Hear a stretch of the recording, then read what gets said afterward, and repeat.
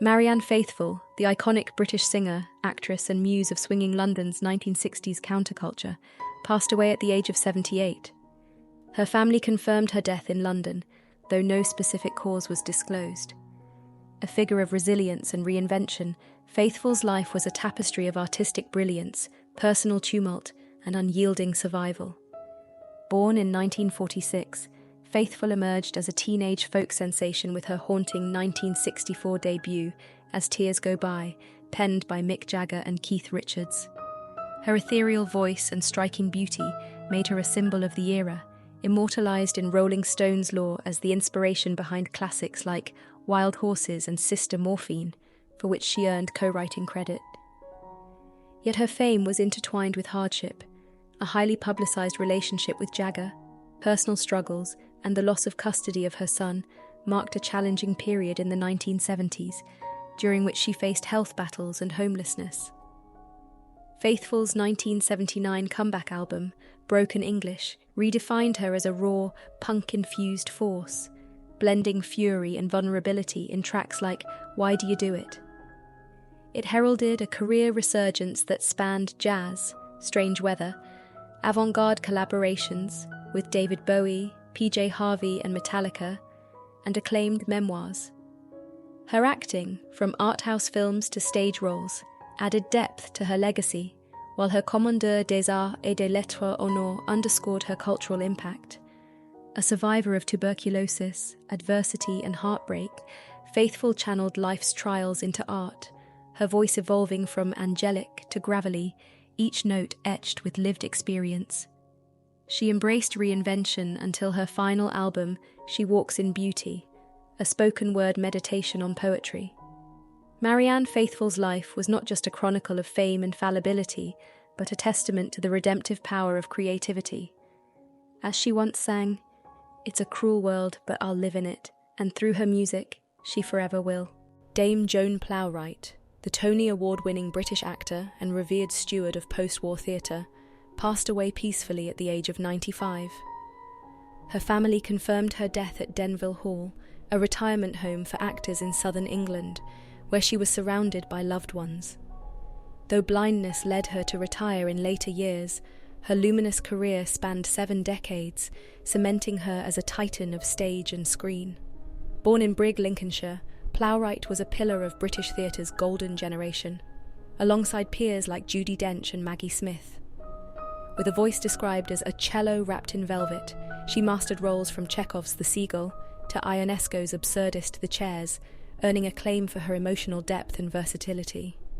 Her partnership with Laurence Olivier, whom she married after their collaboration in John Osborne's The Entertainer, helped redefine post-war British theatre.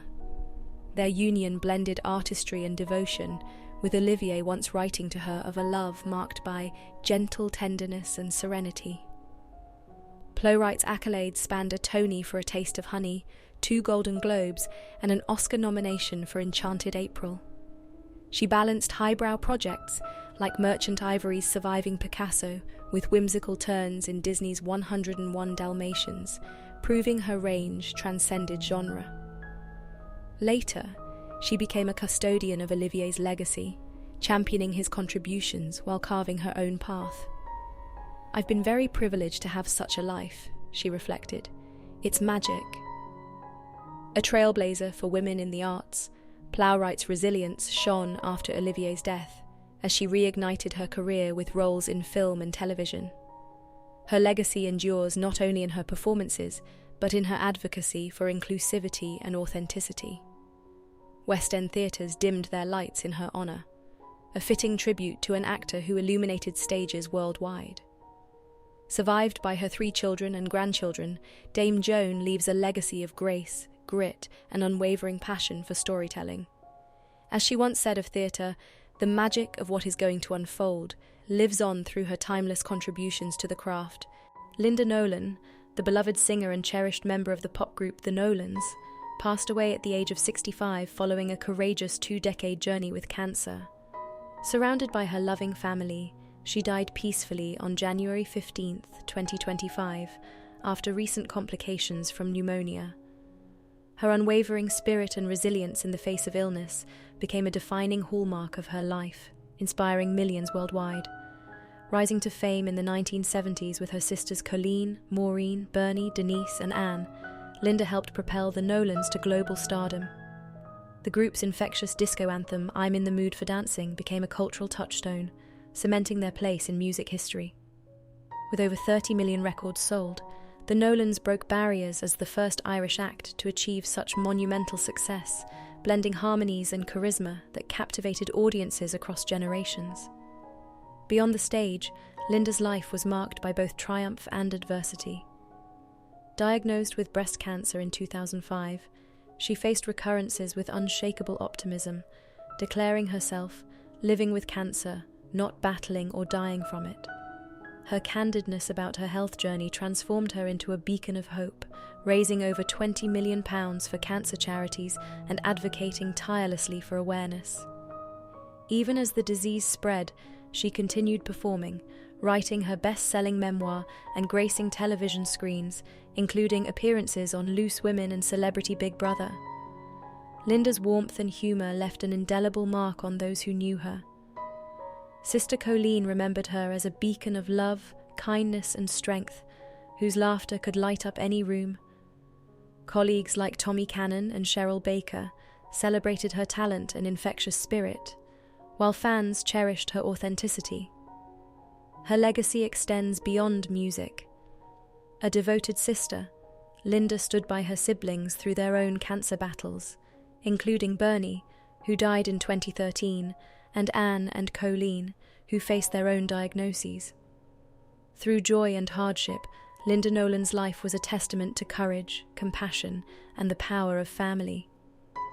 As she once reflected, "I'm still here, and in the hearts of those she inspired, she always will be." Tony Slattery, the quick-witted British actor and comedian renowned for his electrifying improv on Whose Line Is It Anyway, passed away at the age of 65 following a heart attack. His partner, Mark Michael Hutchinson, confirmed his death, noting Slattery's passing on January 14, 2025, just days after the cardiac event. A luminary of British comedy, Slattery rose to fame in the 1980s and 90s as a master of spontaneity, charming audiences with his razor-sharp humour on Whose Line Is It Anyway? His career spanned stage and screen, including standout roles in films like The Crying Game and Peter's Friends, the latter alongside Cambridge University peers Emma Thompson, Hugh Laurie and Stephen Fry. Born into a working-class family in London, Slattery's scholarship to Cambridge unlocked a world of theatre, where he joined the legendary Footlights troupe, forging lifelong creative partnerships and honing the comedic genius that would define his legacy. Slattery's versatility shone in projects ranging from children's TV, Behind the Bike Sheds, to Olivier-nominated theatre, Tim Firth's Neville's Island. Yet it was his improv brilliance that cemented his status, earning him a devoted following. Colleagues and fans alike mourned his loss, with tributes flooding social media. Comedian Al Murray hailed him as a dazzling talent, while Helen Lederer, his close friend and collaborator, reminisced, "My best friend in laughter, wit, love, absurdity. We adored you." Behind the laughter, Slattery's journey reflected resilience. From a scholarship student to a comedy trailblazer, he broke barriers with a wit that transcended class and convention. His peers, Fry, Laurie and Thompson, remained touchstones throughout his career, their collaborations epitomising the irreverent spirit of British comedy's golden era. Tony Slattery's legacy endures not just in punchlines or screen roles, but in the joy he ignited through unscripted brilliance. As Richard Herring poignantly summarised "Oh, Tony," 2 words capturing the irreplaceable void left by a man who turned spontaneity into art. P.H. Moriarty, the formidable British actor renowned for his gritty portrayals of gangsters and hard men, passed away at the age of 86. Though no cause of death was disclosed, his passing was confirmed by men's cancer charity Orchid, which he passionately supported. A towering presence in British cinema, Moriarty's career spanned over 4 decades, leaving an indelible mark with roles that blended menace and charisma. Born in Deptford, South London, Moriarty's path to acting was unconventional, A former boxer and docker, he was discovered while working at Surrey Docks, leading to his breakout role as Razors in The Long Good Friday, 1980, where he starred alongside Bob Hoskins and Helen Mirren.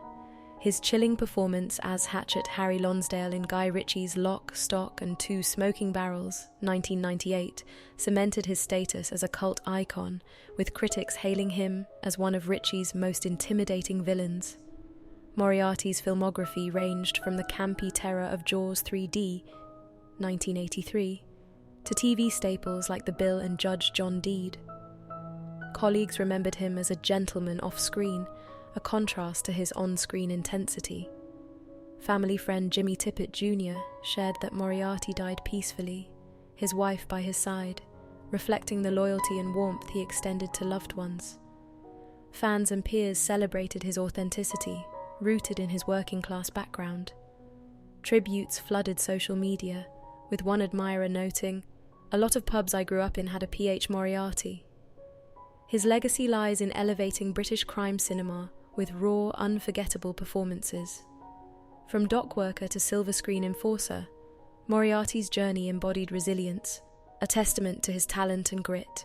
As Orchid's tribute stated, his unwavering commitment to art and charity will endure. Survived by his wife and cherished by fans, P.H. Moriarty remains etched in film history as the quintessential tough guy with a heart.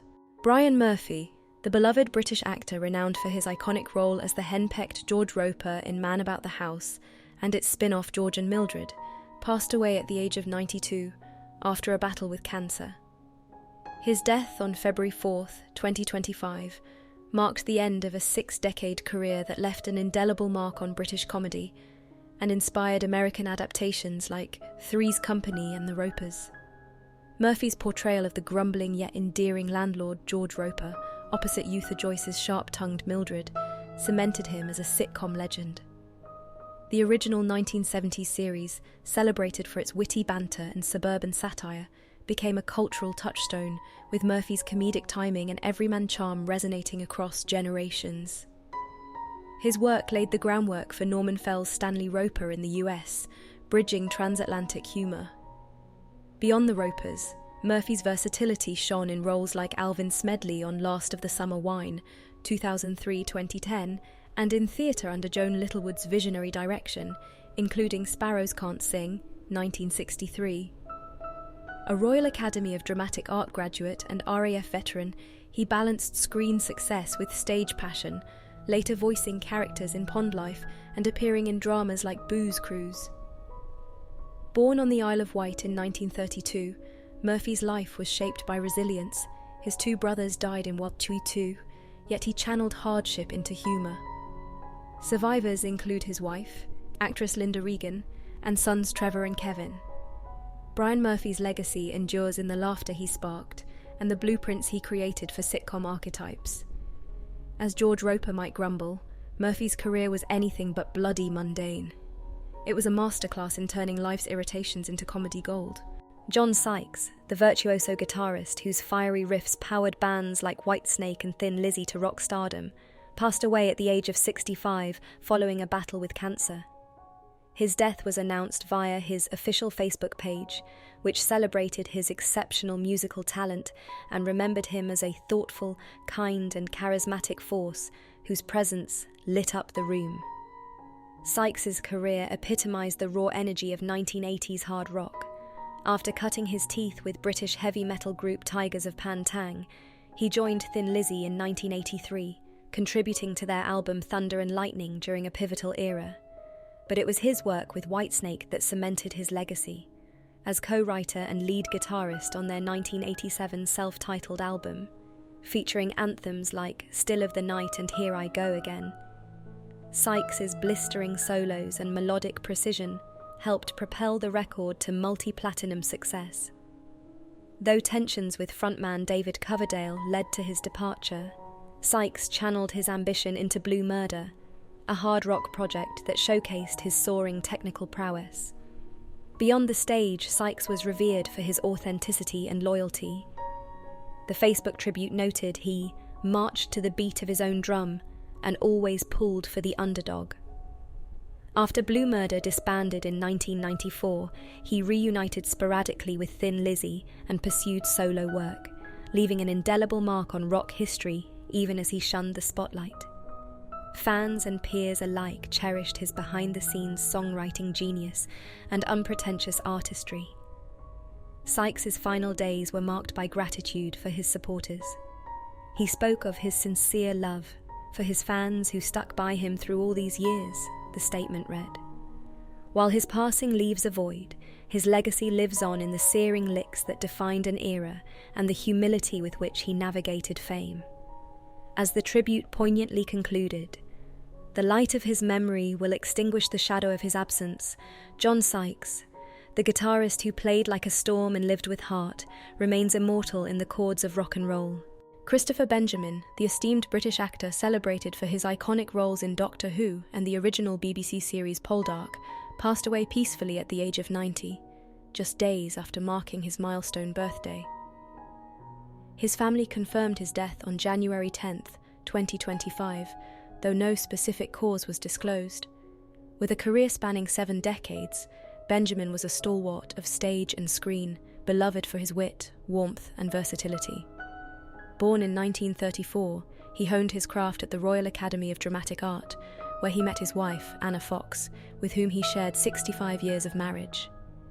His early passion for acting blossomed into a prolific journey across theatre, television, and radio, earning him acclaim as one of Britain's most cherished old-school talents. Benjamin's legacy is indelibly tied to his role as Henry Gordon Jago in Doctor Who's 1977 serial, The Talons of Weng-Chiang, where his charismatic performance opposite Tom Baker captivated audiences. Decades later, he revived the character in the beloved audio drama Jago and Lightfoot, endearing himself to new generations. He also shone in the BBC's original Poldark, 1975-77, as Sir Hugh Bodrugan, embodying the grandeur and grit of classic British drama. A mainstay of the Royal Shakespeare Company, Benjamin's theatrical brilliance peaked with his portrayal of Falstaff in The Merry Wives of Windsor, 2010, a role colleagues described as a career highlight for its humour and humanity. His screen credits ranged from Midsummer Murders to The Prisoner, while his voice brought depth to countless radio dramas. Beyond the spotlight, Benjamin was a devoted family man, survived by his wife, 3 children and grandchildren, who inherit his love of gardening, cricket, and the arts. Tributes flooded social media, with fans hailing him as a luminary legend and praising a life well lived. Former colleague Lisa Bowerman shared, "Beloved by all who knew him, he created such a happy sense of bonhomie." Christopher Benjamin's career was a testament to timeless artistry, a blend of gravitas and charm that illuminated every role. As his family reflected, his passions live on in those he loved. For audiences worldwide, his performances remain a masterclass in storytelling, ensuring his spirit endures in the annals of British culture. Charles Kay, the distinguished British actor celebrated for his sharp wit and masterful supporting roles, passed away at the age of 94. His death on January 8, 2025, was confirmed by his family, though no specific cause was disclosed. With a career spanning 7 decades, Kay carved a legacy as a stalwart of stage and screen, revered for his precision, versatility, and dry humour. Born Alfred Charles Piff in Coventry in 1930, Kay abandoned a dental career after national service to train at RADA, where he won the prestigious Bancroft Gold Medal. His early work with the Royal Shakespeare Company and National Theatre cemented his reputation as a consummate character actor. From the player queen in David Warner's Hamlet, 1965, to a hilariously morose Celia in an all-male As You Like It, 1967, Kay's performances balanced theatrical flair with understated brilliance. He thrived in classical roles, Cassius in Julius Caesar, Bosola in The Duchess of Malfi, and modern works like Harold Pinter's The Homecoming, earning acclaim for his rheumy-eyed grizzling and sardonic wit. On television, Kay became a familiar face in iconic series such as I, Claudius, 1976, as Gallus and Fortunes of War, 1987, alongside Emma Thompson. His film credits ranged from Kenneth Branagh's Henry V, 1989, as the Archbishop of Canterbury, to a scene-stealing turn in The Importance of Being Earnest, 2002. Yet it was on stage where he shone brightest, whether in Shaw comedies, Oscar Wilde revivals, or David Edgar's politically charged Pentecost, 1994. Kay's personal charm mirrored his professional grace. A crossword aficionado and avid bridge player, he cultivated lifelong friendships with peers like Penelope Keith and Jeremy Brett. Though private, he often remarked that his family of friends sustained him. Charles Kay's career exemplified the artistry of the supporting actor, elevating every scene without eclipsing it. As critic Michael Coveney noted, he was neat and funny, a craftsman whose subtlety left an indelible mark on British theatre. His final London role, in Charlie's Aunt, 2012, bookended a journey that began in Coventry Rep, a testament to enduring passion. Survived by cherished friends and admirers, Kay's legacy lives on in the laughter, depth, and quiet brilliance he brought to the stage. Diane Langton, the beloved British actress celebrated for her vibrant roles in Hollyoaks, Only Fools and Horses, and the West End stage, passed away at the age of 77. Her agent confirmed her death, though no specific cause was disclosed. A versatile talent with a career spanning 6 decades, Langton left an indelible mark on theatre, television, and film, enchanting audiences with her wit, warmth, and magnetic presence.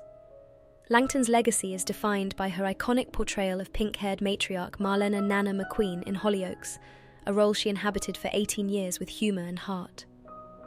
Fans also cherished her as Cindy Beale's spirited mother Bev in EastEnders, and Del Boy's former flame June Snell in Only Fools and Horses, where her comedic timing shone in classic 1980s episodes. On stage, she dazzled as prison matron Mama Morton in Chicago, and graced legendary productions like Cats, Billy Elliot, and Mary Poppins, showcasing her powerhouse vocals and theatrical flair. Born with a knack for performance, Langton's career began in the 1960s, spanning gritty soaps, cult comedies, carry-on films, and provocative cinema, The Cook, The Thief, His Wife and Her Lover. Colleagues remembered her as a force of joy. West End legend Elaine Paige, her longtime friend and Hair co-star, praised her fantastic voice and best sense of humour, recalling their youthful adventures and shared laughter over Newcastle brown ale. Hollyoaks co-star Annie Wallace hailed her as a legend, whose stories and laughter lit up dressing rooms. Beyond the spotlight, Langton was revered for her kindness and authenticity. The Hollyoaks cast mourned, the sound of her laughter ringing through corridors, while fans celebrated her ability to blend grit with charm. Survived by her husband Derek, she leaves a legacy of resilience and reinvention, from soap stalwart to musical theatre icon. Diane Langton's career was a masterclass in versatility, but her greatest role was as a beacon of joy. As Paige poignantly noted, a kind and special woman, I will miss you. Her spirit lives on in every laugh she inspired and every character she brought to life with unbridled passion. Paul Danan, the British actor and reality TV star celebrated for his role in Hollyoaks, passed away at the age of 46. His representatives confirmed his death, though no specific cause was disclosed. Known for his dynamic energy and warmth, Danan leaves behind a legacy marked by resilience, talent, and an indelible impact on British pop culture. Danan rose to fame in the late 1990s as Saul Patrick in Hollyoaks, capturing hearts as the troubled yet endearing teen during his 4-year stint. His versatility shone across genres, from children's shows like The Queen's Nose to medical drama Casualty. Transitioning to reality TV, he became a household name through Celebrity Love Island, Celebrity Big Brother, and Come Dine With Me, where his candid humour and larger-than-life personality endeared him to audiences. Behind the scenes, Danan faced personal challenges, including a publicised health scare linked to respiratory issues, which he openly discussed in efforts to raise awareness. Despite these struggles, he remained determined, recently preparing for a role in the indie film Bloody Love, a project director Jane Sanger called a testament to his considerable acting skills. Colleagues and fans remembered Danan as a beacon of light, a phrase echoed in tributes from his representatives, who highlighted his unwavering kindness. His charm extended beyond the screen. Friends and co-stars cherished his generosity and ability to uplift others. Survivors include his 8-year-old son, De Niro, who inherits his father's legacy of courage and creativity. Paul Danan's career was a tapestry of reinvention, from soap opera heartthrob to reality TV icon. Yet his greatest role was as a devoted father and advocate for resilience. As the Hollyoaks family and fans mourn, his spirit lives on in the laughter he inspired and the lives he touched. In his own words during recovery, "I'm so lucky." For those who loved him, the luck was mutual. Barbara Clegg, the trailblazing British actress and writer who became the first woman to pen a story for Doctor Who, passed away peacefully at the age of 98. Her death on January 7th, 2025, marked the end of a life steeped in creativity and pioneering spirit, leaving behind a legacy that bridged the golden ages of theatre, television, and radio. Born in Manchester in 1926, Clegg's career began on the stage, with early acclaim in repertory theatre and a notable stint at London's Old Vic, where she performed alongside legends like Richard Burton and Katharine Hepburn. She transitioned to television in the 1950s, captivating audiences as Nurse Jo Buckley in ITV's groundbreaking medical soap Emergency Ward 10. Her character's dramatic exit, a tragic off-screen death, sparked viewer outcry, cementing her impact on British pop culture. Clegg's true pioneering moment came in 1983 when she broke barriers as the first woman to write for Doctor Who. Her story, Enlightenment, remains a fan favourite for its poetic exploration of humanity, directed by Fiona Cumming, another rare female voice in the era's sci-fi landscape. The tale's existential themes and clever twists showcased Clegg's knack for blending intellect with entertainment. Beyond Doctor Who, she wrote prolifically for radio, including a decade-long tenure on Wagoner's Walk, and penned early episodes of Coronation Street. After retiring from acting to raise her family, she authored a biography of her uncle, philanthropist Sir John Moores, and dedicated her later years to charity. Remembered as a quiet revolutionary, Clegg navigated male-dominated industries with grace and grit. Her work on Enlightenment inspired generations of female writers, while her versatility across mediums, from Shakespearean stages to soap operas, underscored her artistic range. Survived by her 3 children and grandchildren, Barbara Clegg's legacy endures as a testament to curiosity, resilience, and the power of storytelling to transcend boundaries. As Doctor Who fans might say, her ideas, like the TARDIS, proved bigger on the inside. Russ North, the powerhouse vocalist whose soaring voice defined Cloven Hoof's new wave of British heavy metal era, passed away at the age of 59. His death was announced by Cloven Hoof founder Lee Payne, though no specific cause was disclosed. A dynamic frontman with a 4-octave range, North left an indelible mark on metal history through his electrifying performances and studio brilliance. Born in 1965, North first joined Cloven Hoof in 1987, lending his operatic grit to seminal albums Dominator, 1988, and A Sultan's Ransom, 1989.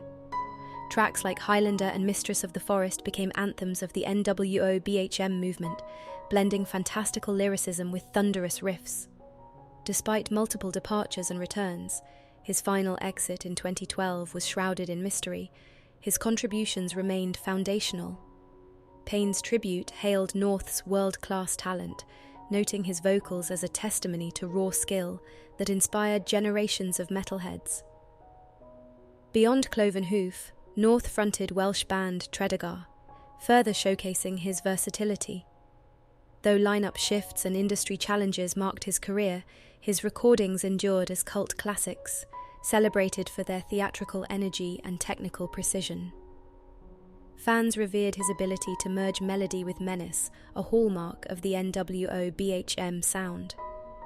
Russ North's legacy thrives in the rallying cries of Dominator and the haunting echoes of A Sultan's Ransom. For metal purists, his voice was a bridge between the genre's gritty roots and its fantastical ambitions. As Payne poignantly concluded, "God bless Russ," a sentiment echoing through the community he electrified. In the pantheon of metal's unsung heroes, North's roar remains immortal.